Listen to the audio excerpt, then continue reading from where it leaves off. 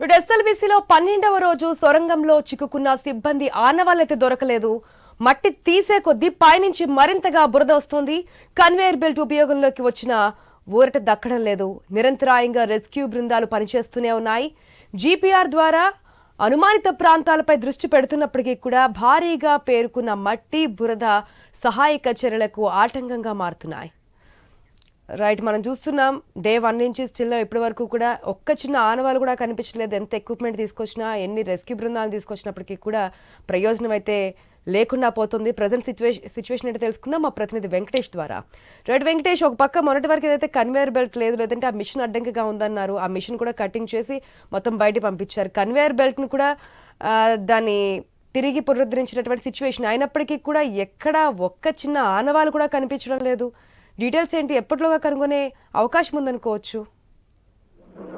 ఆశ, SLBC వద్ద 12వ రోజు కూడా సహాయక చర్యలు అయితే ముమ్మరంగా చేపట్టారు అక్కడ రెస్క్యూ టీము.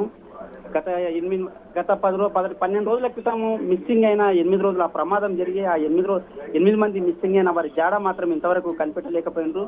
అంటే ఎక్కడైతే ప్రమాదం జరిగిందో అక్కడ టీవీ మిషన్ కానీ, దానికి సంబంధించిన కన్వేయర్ బెల్ట్ కానీ, దానికి సంబంధించిన ఇతర సామాగ్రిని బయటకు రప్పించడంలో ఆ రెస్క్యూ టీమ్ కు చాలా ఇబ్బందులు పడుతున్నారు. ఇప్పటికే డిబిఎం మిషన్ మాత్రం కట్ చేసి దాని ముక్కలు కూడా బయటకు తెచ్చేందుకు అయితే రెస్క్యూ టీమ్ అయితే ఆపరేషన్ చేసింది. దీంతో పాటు 2 కన్వేయర్ బెల్ట్లు ఉన్నాయి. ఒకటేమో టీవీ ముందల ఉంటుంది, ఇంకోటేమో టీవీ వెనుక ఇంకో బెల్ట్ ఉంటుంది. టీవీ ముందలది నిన్న నుంచి అందుబాటులోకి వచ్చింది. దానివల్ల అక్కడ ఏదైతే వేస్టేజ్ ఉందో ఆ మట్టి కానీ, బురద కానీ, అక్కడ రాయి కానీ, ఇనుప ముక్కలు కానీ దాని నుంచి బయటికి పంపించే ఏర్పాట్లు అయితే చేపట్టారు.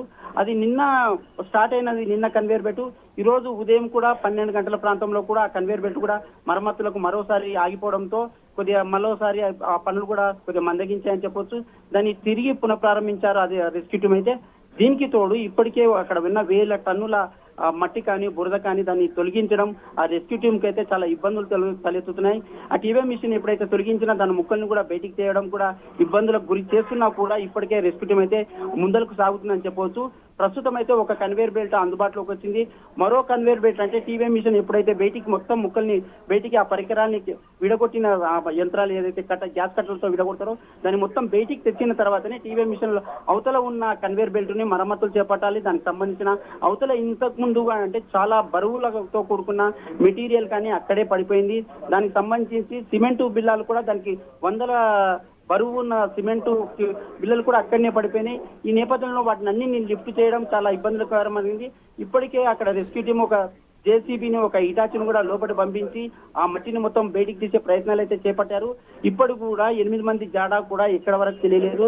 ఎక్కడైతే జీపీఆర్ఎస్ రాడర్ తో అక్కడ గుర్తించిన 6 ప్రాంతాలను కూడా జల్లెడ పడుతున్నారు, తవ్వకాలు చేపడుతున్నారు. ఆ తవ్వకాలు చేపట్టిన ప్రాంతాలలో కూడా ఉబికి వస్తున్న నీరు వల్ల ఆటంకాలు రెస్క్యూ టీమ్ కి అయితే ఆటంకం ఎదురవుతుంది.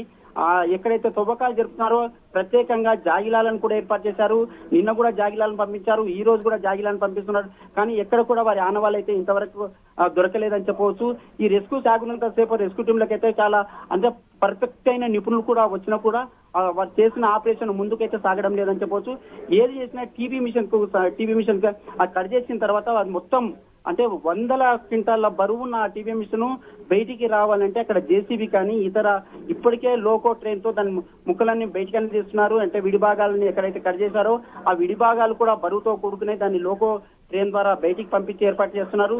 దీంతో పాటు కన్వేయర్ బెల్ట్ లో కూడా వెంకటేష్ ఎన్ని విధాలుగా ప్రయత్నించినా 8 మంది సిబ్బందికి సంబంధించిన చిన్న ఆచూకీ కూడా దొరకడం లేదు. మనం క్లియర్ గా చూస్తూ ఉన్నాం. టెక్నాలజీని యూజ్ చేస్తున్నారు, లేదంటే కనుక రెస్క్యూ బృందాలని 24 గంటలు పనిచేసే విధంగా తీసుకొస్తున్నారు. అయినప్పటికీ చిన్న ఆచూకీ కూడా లభించలేదు, చిన్న హోప్ కూడా మనకి కలగడం లేదు. సీఎం చెప్పారు, మనం గతంలో కూడా మాడుకున్నాం, రోబోలు తీసుకొస్తాం అవసరం అయితే అని చెప్పి. సో దానికి సంబంధించిన నెక్స్ట్ ప్రాసెస్కి ఏమైనా వెళ్తున్నారా? ఎప్పటిలోగా కనుక్కునే అవకాశం ఉందనుకోవచ్చు. ఇప్పటికే 12 రోజులు అయిపోయింది. ఇది అంతులేని ప్రశ్నలాగానే మిగిలిపోయేటట్టుంది ఆశ. అక్కడ వాస్తవంగా ఆ టన్నెల్కు చాలా 100 కిలోల బరువులు ఉన్న వస్తువులు అక్కడ ఉంటాయి. దానికి సంబంధించి మానవ మాతృలు ఎక్కడ చిన్న గాయం తగిలినా ఆ వస్తువులు ఎప్పుడైనా వాళ్ళ మీద పడిపోయినా కానీ, ఆ బురదలో కూరుకుపోయినా కానీ ఆనవాళ్లు దొరికే పరిస్థితి కూడా ఉండదని ఆ రెస్క్యూ టీం కూడా చెప్తున్నారు. కానీ వీళ్ళ ప్రయత్నం మాత్రము ఖచ్చితంగా చేయవలసింది. ఇక్కడ ప్రభుత్వానికి చెడ్డ పేరు వస్తుంది. అక్కడ కార్మికులు కూడా భవిష్యత్తులో మున్ముందుగా ఆ భవిష్యత్తులో టన్నెల్లో పనిచేయాలంటే కూడా ఆ అదేది ఇంతకుముందు 8 మంది మిస్ అయిన వాళ్ళు దేహాలను లభిస్తే, శరీర భాగాలను లభిస్తే సరే వీళ్ళ క్లియర్ వరకు అవుతుంది, తర్వాత పని చేసుకునే అవకాశం ఉంటుందన్న నేపథ్యంలో ముందుకు సాగుతున్నారు తప్పించి వారి ఆనవాళ్లు మాత్రం 12 రోజులైనా ఇప్పుడు కూడా గుర్తించలేకపోతుందంటే అసలు వాళ్ళ ఆనవాళ్లు భవిష్యత్తులో కూడా కనిపిస్తాయా కనిపించవనే ప్రశ్న అయితే తలెత్తుతుంది. ఈ నేపథ్యంలోనే మున్ముందు టన్నెల్ ఇప్పటికే 13.9 మీటర్ల వరకు వెళ్ళిన ఈ టన్నెల్ కు మరో 25 కిలోమీటర్లు వెళ్ళవలసిన పరిస్థితి ఉంది.